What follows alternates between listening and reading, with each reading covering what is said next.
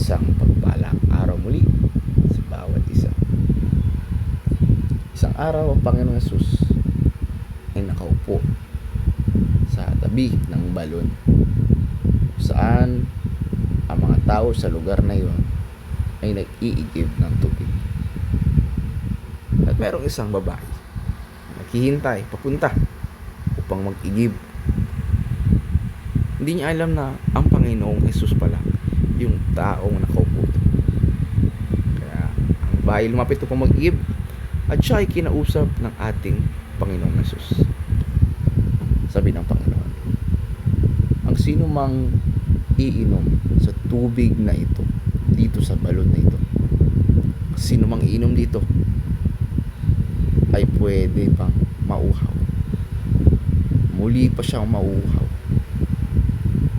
Ngunit meron akong tubig na pwedeng ibigay na kapag sino mang uminom nito ay hindi na siya muling mauuhaw. Nagulat ang babae sapagkat mayroon bang tubig na pag ininom natin hindi na tayo mauuhaw? At nakuha ng Panginoon ang atensyon ng babae sapagkat pagod na ito palagi, araw-araw na lang pupunta sa balon upang mag-igib. Kaya nga dahil doon, sabi ng babae sa kanya, kung gayon, ibigay mo sa akin tubig na ito. Totoo ba yung sasaya mo na meron kang tubig? Pag ininom ko, hindi na ako mauhaw. Kung meron nga, ibigay mo sa akin ito. Upang sa ganun, hindi na ako babalik dito, hindi na ako mag-iigib.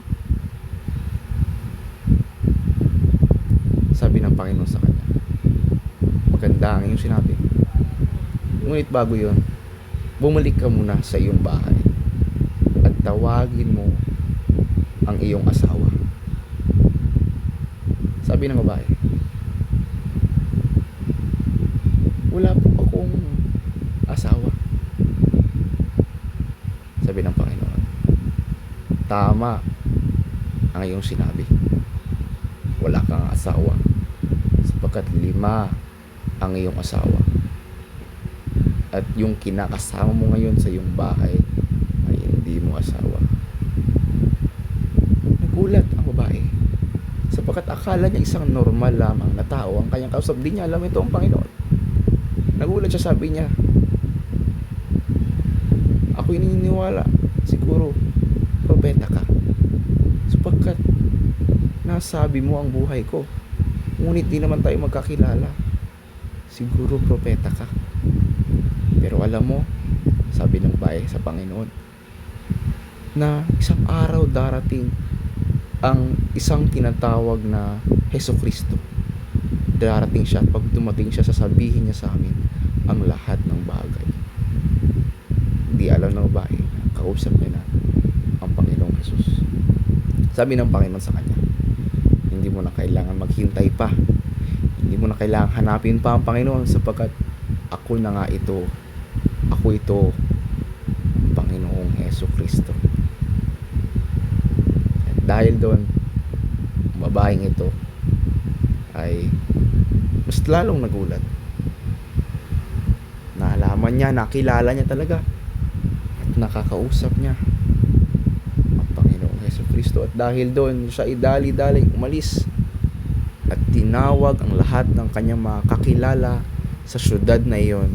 At sabi niya sa kanila, meron ako nakilala ko at nakita ko, nakausap ko na ang ating Panginoong Hesukristo na ating hinihintay.